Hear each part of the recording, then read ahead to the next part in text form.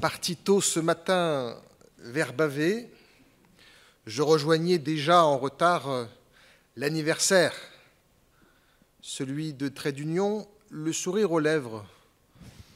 L'enfant d'enseignante spécialisée que je suis et qui a partagé une part de son enfance dans la cour de l'école qui était en réalité l'IME de Gemont, a le sentiment à ce stade d'être à l'aise dans un monde avec lequel il a grandi.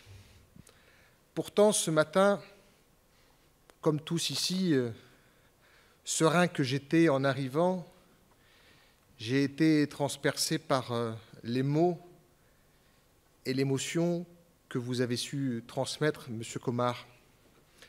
En vous écoutant et en faisant résonance aux propos du président, que je salue amicalement et chaleureusement, qui faisait référence à la rafle du Veldiv d'abord, puis à celle du 11 septembre qui vous a particulièrement meurtri.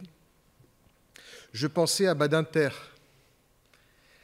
à cette scène incroyable de commémoration de la rafle du Veldiv où, sous les huées d'une partie infime de la foule, Mitterrand, alors président de la République, arrive au Veldiv.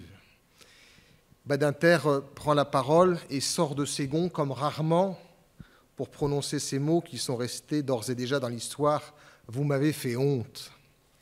Je pensais à Badinter parce qu'il y a quelques années, dans ce monde médiatique nouveau pour lui, il expliquait enfin pourquoi cette colère l'avait gagné à cet instant. Il répond en disant « Mais non, ce n'est pas parce que Mitterrand est hué. Quand on est responsable politique, on a le cuir épais, et un certain nombre le savent bien, non. C'est à cause d'Isis. » Et il précise « Isis, c'était ma grand-mère. » J'étais très en colère parce qu'elle avait une formule qui s'est rappelée à moi à cet instant. Les morts nous écoutent lorsque l'on parle d'eux. Et je vous écoutais comme tous ce matin parler de Jeanne Roussel, parler de ces adultes anonymes pour certains et qui ont construit votre mémoire de cœur. Je vous écoutais comme tous ici. Vous remémorez ces lieux, ces anecdotes, ces visages qui ont construit votre parcours. Et j'étais à cet instant rassuré de me dire, comme la grand-mère de Badinter, que les morts nous écoutent lorsque l'on parle d'eux.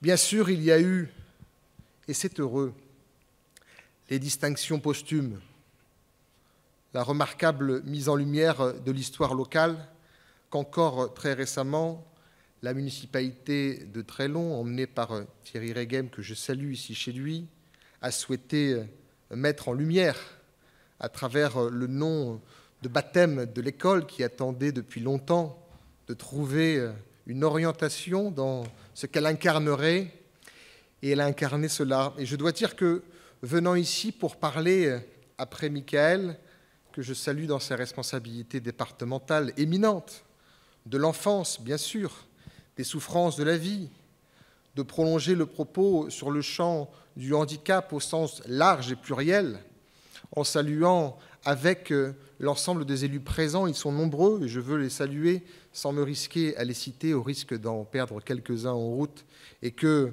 entre nous, il y ait une fracture tenace sur cette base. Je veux néanmoins saluer le président de la structure et Brice Amand, le directeur général. Je veux leur dire que c'est un moment particulier pour eux, qu'ils ont préparé depuis longtemps, même si tout voudrait nous être présenté comme improvisé, mais que je pense à tous les salariés. Parce que s'engager dans une vie professionnelle, donner du temps, de l'énergie et finalement un bout de soi, c'est un choix dans la mesure de nos capacités que nous essayons de faire en lien avec notre passion, notre cœur, notre volonté. Moi, je crois que nous avons la chance d'avoir des professionnels engagés, déterminés, passionnés, et que cela conduit à ce que le travail qui est fait ici et sur l'ensemble des sites que vous avez à administrer en quelque sorte, ce travail, il est unanimement remarqué. Nous sommes là pour vous souhaiter littéralement un bon anniversaire, un centenaire déjà avancé, en espérant le suivant, pour vous dire la reconnaissance qui est la nôtre. Et les financeurs qui sont ici présents, qu'il s'agisse de l'État, Madame la sous-préfète, je vous laisserai le soin confortable de revenir sur les engagements de l'État concernant les thématiques qui s'offrent à nous dans cet amphithéâtre rénové. Les financeurs du département, cher Michael, ils ont un rôle essentiel.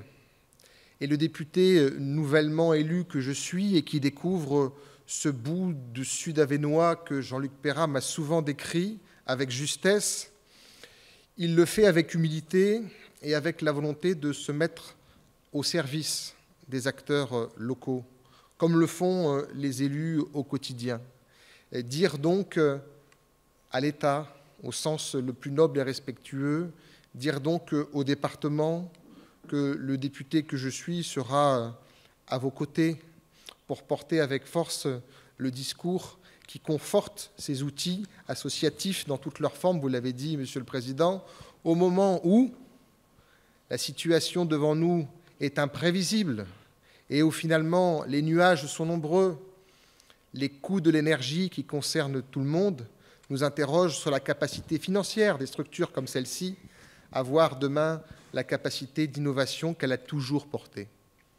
Je veux dire un mot encore, pour ne pas être trop long, et en pensant à ceux qui, sous le chapiteau, nous espèrent, dire simplement que, objectivement, trait d'union est sans doute bien nommé. Le trait d'union, c'est l'union qui fait la force. Ces traits, ce sont sans doute ceux qui soulignent cette force de l'union. Et l'histoire de cette structure atypique qui a dû se réorienter entre ce que vous avez retracé, M. Comard, les années que vous me permettrez de qualifier à cet instant Roussel, et le virage médico-social et la capacité d'innovation, tout cela s'est construit patiemment avec un fil rouge. La capacité à faire société.